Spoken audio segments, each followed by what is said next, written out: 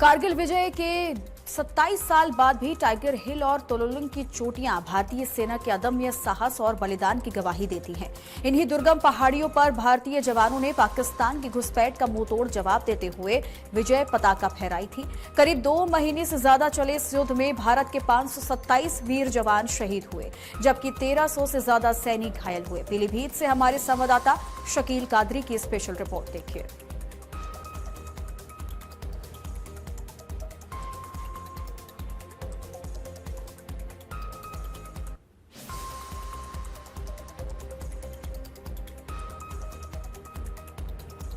नमस्कार, आज की खबर देख रहे हैं आप। मैं हूं आपका साथ शकील कादरी और इस वक्त मैं जम्मू कश्मीर के द्रास सेक्टर में हूं। जुलाई का माह चल रहा है। आपको पता होगा जुलाई महीने में ही हमारे देश की सेना ने पाकिस्तान की सेना को बुरी तरह हराया था।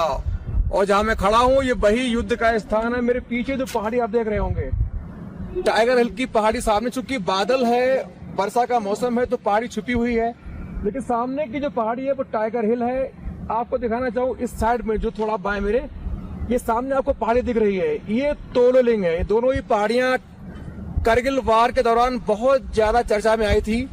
और अब चूंकि कारगिल की बरसी है, ये जुलाई चल रहा है, इसी माह में हमारे देश ने पाकिस्तान को बुरी तरह हराया था।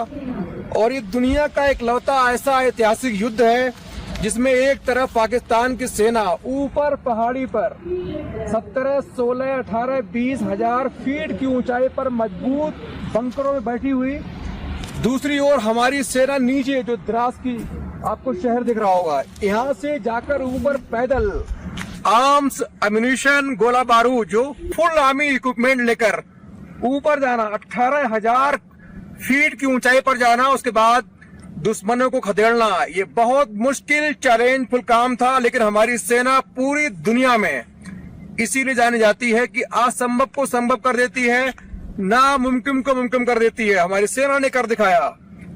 कैप्टन सौरभ कालिया, उनके 6 साथियों की शहादत के बाद शुरू हुआ ये युद्ध 26 जुलाई 1999 को खत्म हुआ।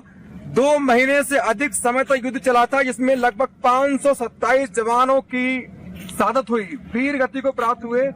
1300 के आसपास जो हमारे जवान हैं वो घायल हुए थे। बहुत सीधी तस्वीरें युद्ध स्थल से, यही जहां मैं खड़ा हूं, ये हेलीपैड है और यहाँ तक पाकिस्तानी सेना के सीधे जो गोले हैं यहाँ हिट कर रहे थे। नीचे द्रास जो शहर है इसको पूरी तरह से बर्बाद किया गया था और अब वही द्रास है, दोबारा अच्छे से विकसित है, डेवलप है।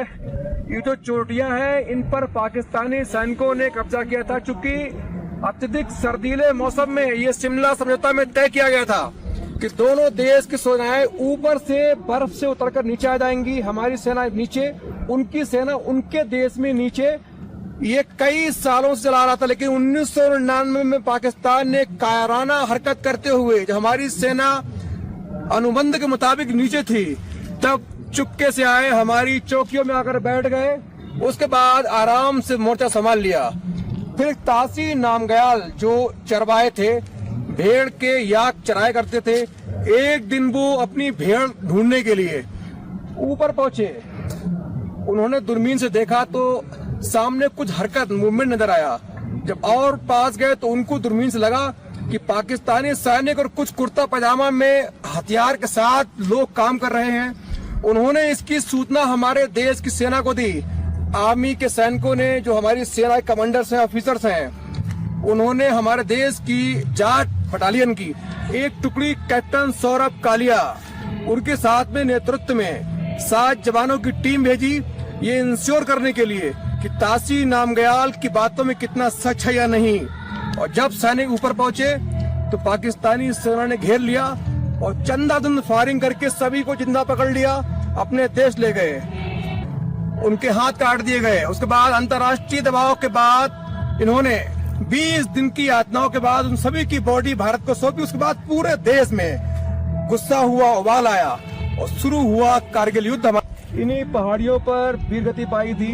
ये गवाह है पहाड़ियां उन सभी सैनिकों के योगदान की, बलिदान की, जिन्होंने यहाँ आकर अपनी जान दे दी, शहीद हो गए।